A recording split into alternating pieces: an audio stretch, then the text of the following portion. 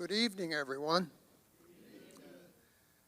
Recently, I had the privilege of going to see a movie in our local theater, and I received a real blessing, which I was not expecting really when I went. The production was put on by Sight and Sound. I don't know if you know who they are, but they're out of the Lancaster, Pennsylvania area. They're a theater production group that do mostly plays of things from the Bible.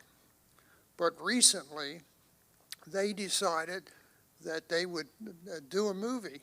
And the first movie that they decided to do, the one that I went to see, was called I Heard the Bells. I don't know how many people are familiar with that song. Do you know it? Well, I didn't know that the words to that song were written by Henry Wadsworth Longfellow in the year 1863. The reason we know it is because Bing Crosby in 1956 made that song very popular, and we came to know it very well. And actually, this poem was written for the church, which I will explain to you. In 1860, on Christmas Day, Henry Wadsworth was leaving Longfellow was leaving this church, and the pastor asked him if he would write a poem that they could recite the following Christmas in their church, and he agreed to do that.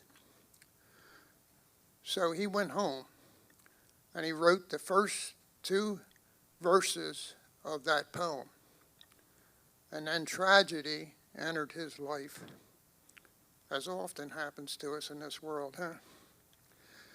His wife was sealing some letters with wax from a candle, and her dress caught on fire, and she was severely burned and died the next day. Had been his wife of 18 years, and he was also severely burned by trying to put out the fire. His hands were burned, his face was burned. And after that, he went into deep depression and was no longer able to write poetry. So we know that soon after that, 1861, a tragedy in America happened. A civil war broke out. And Henry Wadsworth Longfellow's eldest son, Charles, felt it was his patriotic duty to join the military. But Henry did not want him to go. He did not, after losing his wife, wanted to lose his oldest son. But against his wishes, his son joined the military. And in 1863, in November of that year, he was seriously wounded and was sent home to be with his father because he could no longer fight. He was not fit for military service any longer. So his father was still having a very difficult time with depression and things. And on Christmas Eve of that year, 1863, he went to talk to his pastor in his church, and he told him how he was suffering from depression, was not able to write anymore, and he didn't know what he was going to do. And his pastor told him, whatever your problems, whatever your pressures, just give them to Christ. He'll take your problems and your depression. He said, you've been given a gift. Your gift of life and the gift of being able to write poetry. And you need to continue to do that. And he reminded him that he had promised that he would write a poem that they could recite in church. And I'd like to read that poem for you now.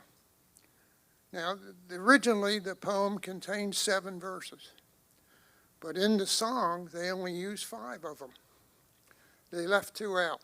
So I'll read the same 5 that's in the song, and I hope I can do it justice. I heard the bells on Christmas Day, their old familiar carols play, and mild and sweet the words repeat of peace on earth, goodwill to men. I thought how, as the day had come, the belfries of all Christendom had rolled along the unbroken song of peace on earth, goodwill to men, till ringing, singing on its way, the world revolved from night to day, a voice, a chime, a chant sublime, of peace on earth, goodwill to men. And in despair I bowed my head. There is no peace on earth, I said, for hate is strong and mocks the song of peace on earth, goodwill to men. Then pealed the bells more loud and deep. God is not dead, nor does he sleep. The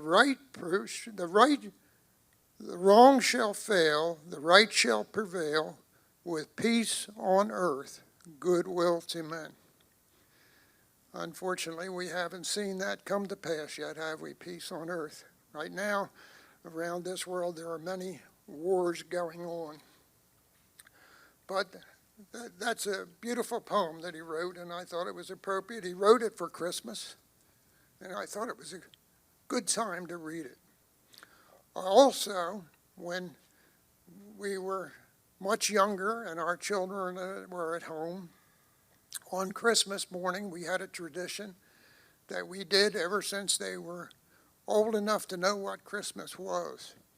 And before we would open any presents, we would always read the Christmas story from Luke chapter 2 before they would open any presents, because we wanted them to always know that the real reason for Christmas was Christ. That was the most important thing. So I would like to read that for us tonight. But before I do, I want to read a couple of prophecies from the Old Testament which prophesied the coming of their Jewish Messiah. And did you know that in the Old Testament there were at least 300 prophecies of the coming Messiah? Now, I'll spare you, I won't read all 300 tonight. But I would like to read 3 of them that we're familiar with. And then I'll read the story from Luke chapter 2 of the birth of Jesus. In Isaiah 7:14 it says, "Therefore the Lord himself will give you a sign. Behold, the virgin shall conceive and bear a son, and shall call his name Emmanuel," which is God with us. Isaiah 9:6, "For unto us a child is born, unto us a son is given, and the government will be upon his shoulders, and his name shall be called Wonderful, Counselor, Mighty God, Everlasting Father, Prince of Peace. Of the increase of his government and peace there shall be no end." That's the peace that Henry Wadsworth Longfellow was looking for. It hasn't came to the world yet, but it will. "There will be no end upon the throne of David and over his kingdom, to order it and establish it with judgment and justice